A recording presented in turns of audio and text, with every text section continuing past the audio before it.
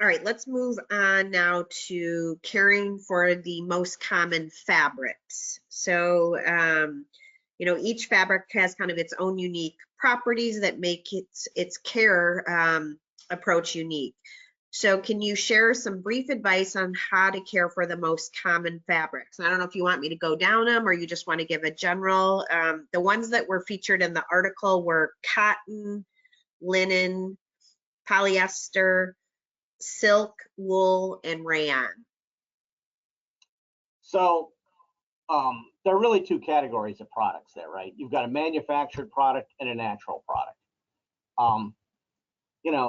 And they're both very temperamental in their own ways, right? And it kind of goes back to that conversation that we were having a little bit ago about how the dyes are applied, because we're trying to do, when we clean, we're really looking at two problems with garments. One, maintaining the appearance of it, which is going to include protecting the color and the sheen of it. In other words, how pretty it looks. But part of that sheen is also mechanical action. So the more you wash a garment, the more mechanical action you put on that garment, the quicker, depending on what it's made of, the quicker, even polyester, it will pill, meaning those little like balls that mysteriously appear on clothes after time. They'll even appear on specific locations of a shirt, like if, like an underarm, like here. If a person's moving that regularly, a lot of fabrics sometimes will pill just from the mechanical action of wearing it over time. So that's the same effect we're trying to minimize in the washing process. There's several things you can do, and again, cottons and other products are going to all be affected by that. Going back to the first item, then again, is manufactured instructions. Most of the stuff you're going to deal with in wash, dry, fold should be machine washable. Our wash cycles in regular laundry are pretty short. Mechanical action is pretty low. Usually, most washing machines, even home washing machines, the actual mechanical action part of the wash cycle, and then the rinses. So the washes are usually set up at a max of like 7 minutes. So you've got a chemical reaction of about 7 minutes. You get 7 minutes of mechanical action going back and forth.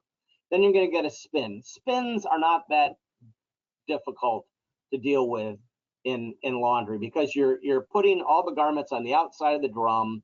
They're not moving extensively. All you're trying to do is extract the moisture from it. But in the actual wash cycle, where we're washing and rinsing and we're trying to break loose, soil, if you overstuff a washing machine, you're gonna, as long as it's not completely full to the point nothing's moving, you're gonna get potentially higher mechanical action. So let's say you have a more delicate load. You've decided you're going to be a really like high-end wash, dry, fold operator, and you're going to set your machines up with a truly delicate cycle. You probably don't want to fill those loads more than 50%.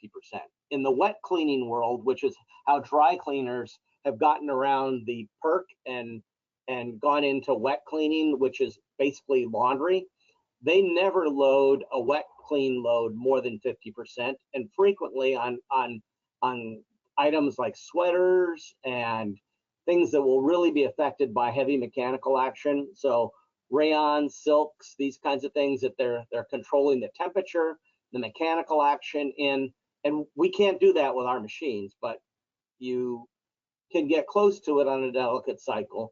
They're loading it only like 15–20%, so very, very low levels of garments in these machines, and they're very low mechanical action.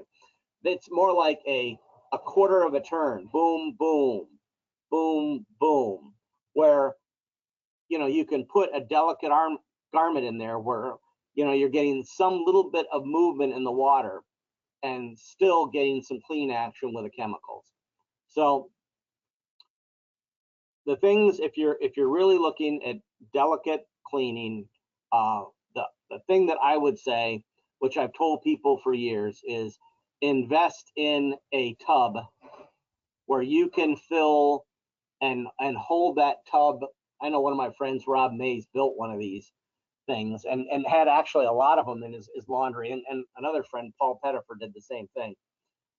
They took 55-gallon drums and they insulated them, and they put a drain spout on them so they could fill it with water that was, really, it needs to be over 80 degrees. But when you get to that 80 to 100, you're really pushing the potential for fabric damage by temperature. But anything over 80 degrees, if you can hold it at 80 degrees, you can use it 100% enzyme detergent. And you can do what every wedding dress cleaner does in the country. And that is, you basically soak the garment in a high enzyme detergent at 80 degrees and hold it at 80 degrees for several days. Sometimes you'll maybe refresh the enzymes in it. And you can, if you have the time, it will virtually clean anything. I had a friend of mine bring in a jacket that her father, when her father died, that was really precious to her. And it had been stored for like 10 years.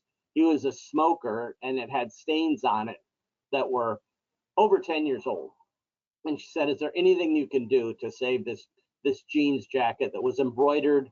And so all kinds of unknown equations here, right? You don't know, we don't know how it was embroidered, what the color safeness of the embroidery was. We don't know, how well the jeans were dyed, and what the long-term effect of like sun and where it was stored. All these things are things that you're really worried about. I wasn't extensively worried about it because I was able to throw it in an igloo cooler I had and put water in it that was 100 degrees, which I felt safe with, and I enzyme soaked it.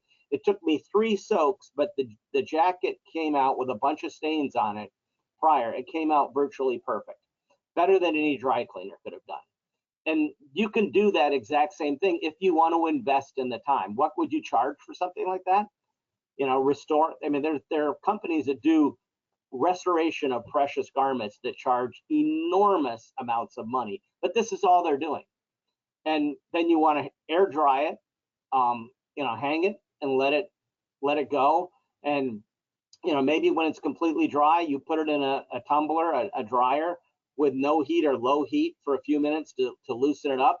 And now you've got a beautiful garment completely restored.